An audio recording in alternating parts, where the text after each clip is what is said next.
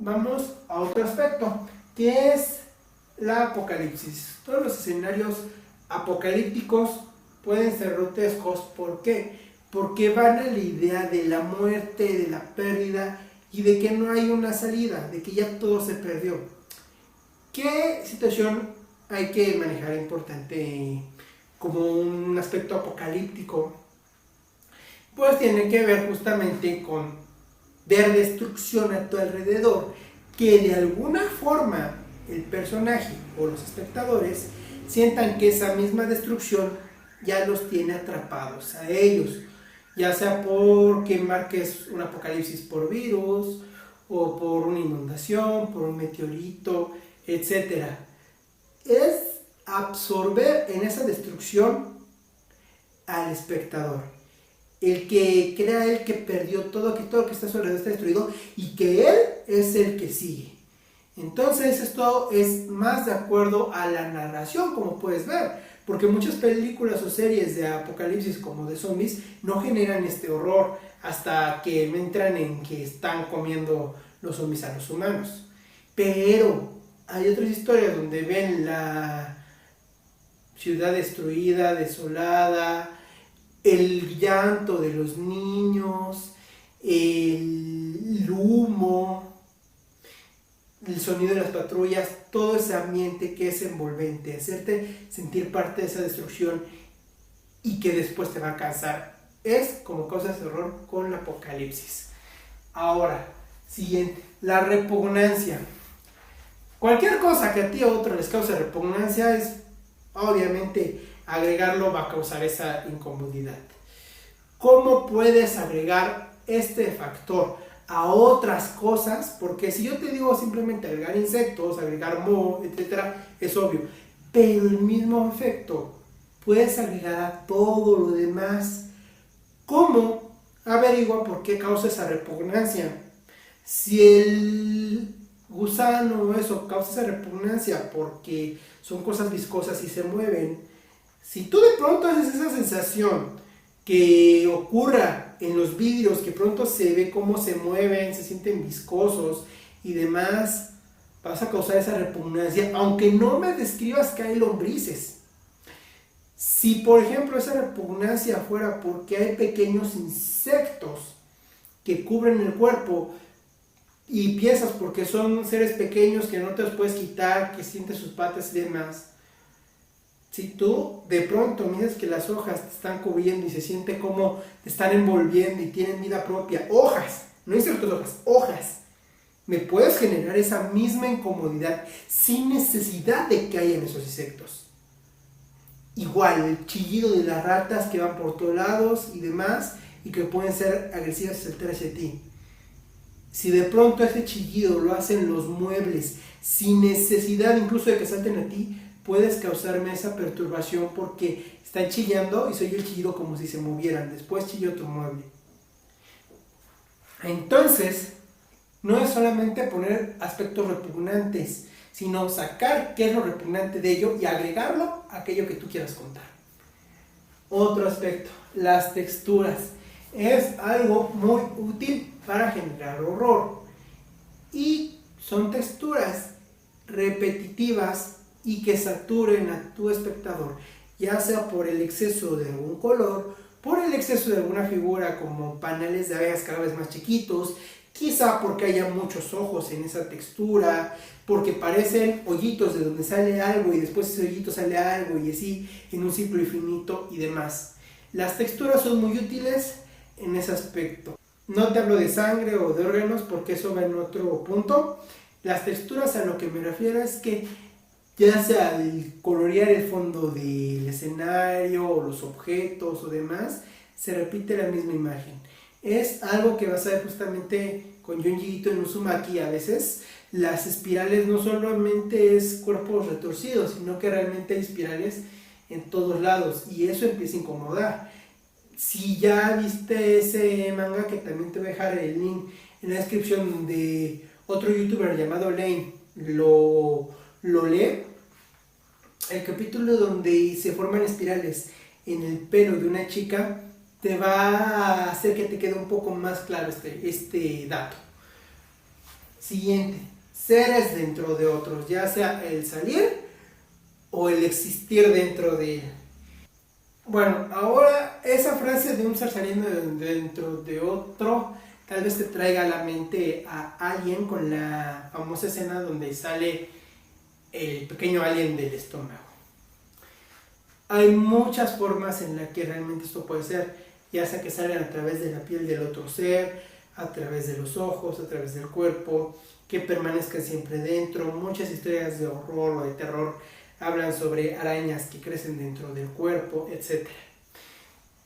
Esto te explico rápidamente cómo funciona. El pensar que un ser vivo está consumiendo a otro desde dentro, puede abrirlo o no saber lo que va a pasar, y es incómodo por el riesgo que puede representar para ese ente, y además porque está impotente ante ello, se tendría que abrir, hacerse daño para poderlo sacar. Entonces es como si tuvieras esa sensación de peligro, de incomodidad, de avasallamiento, pero está dentro de ti, entonces no puedes escapar de ello.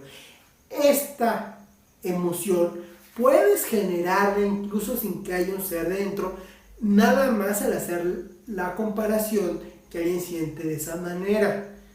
Y es algo que se suele usar para describir una emoción de un personaje, donde se siente abrumado, como por ejemplo en el amor ese que se sienten las mariposas en el estómago.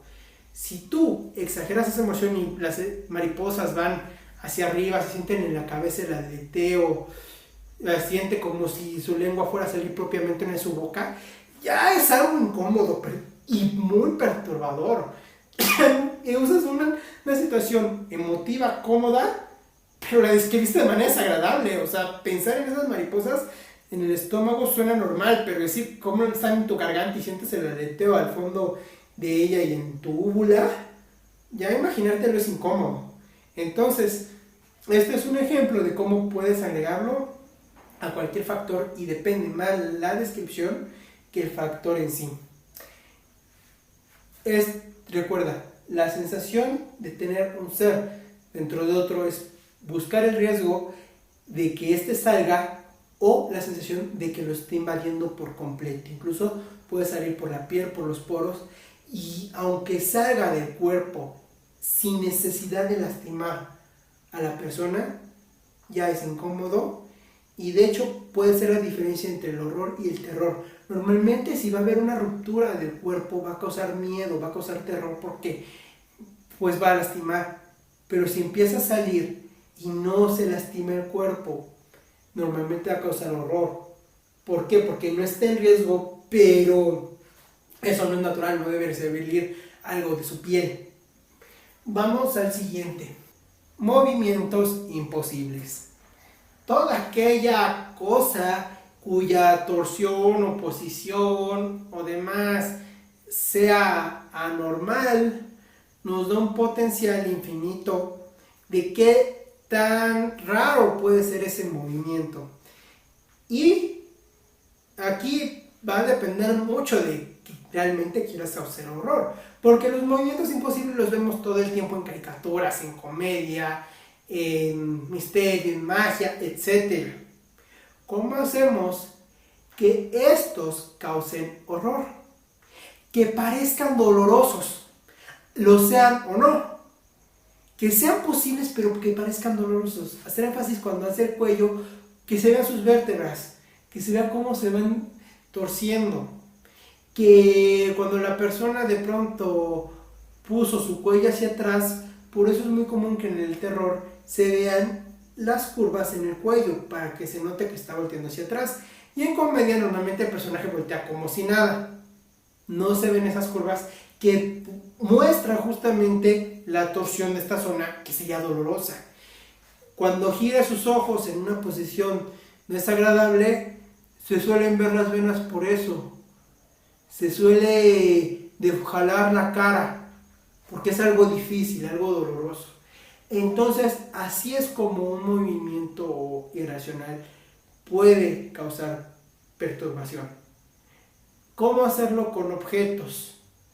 Puede ser por el hecho de que un objeto se mueva cuando no debería. es lo más común. El poner una situación donde en ese mundo las reglas estaría el tranquilo. Eso sí, si en tu mundo los objetos se mueven de manera normal, esto no va a sorprender, se va a ver caricaturesco. Solamente si ya se estableció una calma en este mundo donde los objetos funcionan como en este, va a funcionar. Vamos a otro punto, que son opción terrible es mejor. ¿A qué me refiero?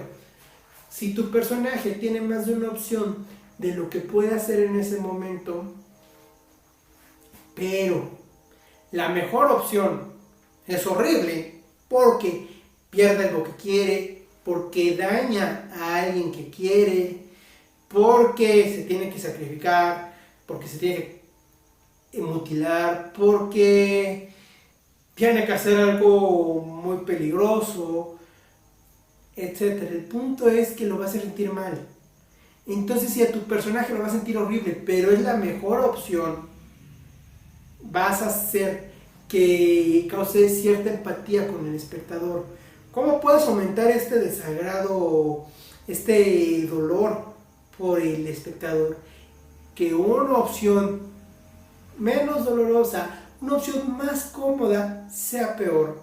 Entonces, por ejemplo, en la opción donde hubiera tenido todo, las riquezas del mundo, hubiera tenido su familia y demás, no la puede elegir, porque ahí hace daño o todos se pierden. Entonces tiene que renunciar a todo lo que quería y quizá tiene que acabar con su propia vida por propia voluntad, sacrificarse, por ejemplo, por un bien mayor, o porque al final esa situación que va a tener es solo una ilusión, es solo un sueño.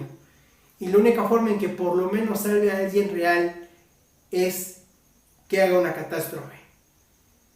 Esa contradicción es dolorosa, es incómoda. Y por eso es que te la menciono en estos puntos del horror. Y bueno, depende del tipo de decisión que tú consideres qué tanto va a ir al drama o qué tanto va a ir al horror. Normalmente para ir al horror tiene que ser que tu personaje haga algo desagradable y cuestionable para sí mismo. Que el propio personaje se sienta una persona horrible, quizá una decepción para sí mismo por tomar esa elección. Vamos a otro punto. Son recuerdos lacerantes.